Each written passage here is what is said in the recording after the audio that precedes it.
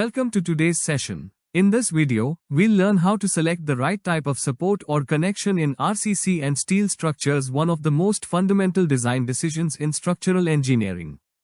Support or connection is the interface between structural members, such as beams, columns, and foundations. It decides how forces, moments, and reactions are transferred, directly affecting the behavior of the structure. There are four main types of supports: pinned, fixed, roller, and semi-rigid. Each one controls whether the member can rotate, translate, or resist bending moments.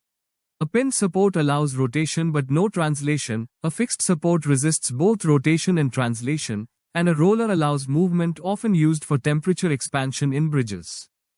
In RCC structures, supports depend on how elements are cast. If the beam and column are cast monolithically, it forms a fixed joint.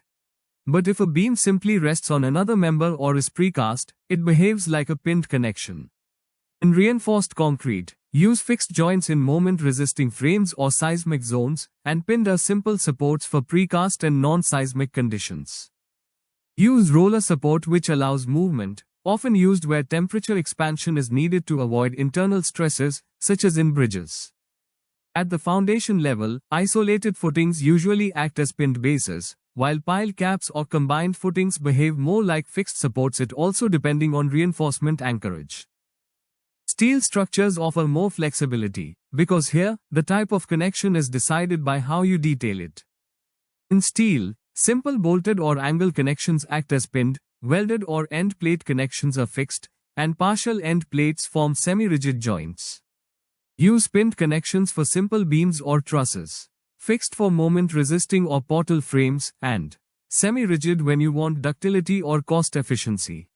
Let's summarize. RCC joints are usually fixed by default due to monolithic casting, while steel connections can be customized, pinned, fixed, or semi-rigid depending on load path and economy. Select support type based on load path, lateral stability, construction method, and seismic resistance. For earthquake zones, fixed joints are mandatory for ductile frames. Thank you for watching. If you found this useful, like and subscribe for more structural engineering videos. Keep learning, keep designing.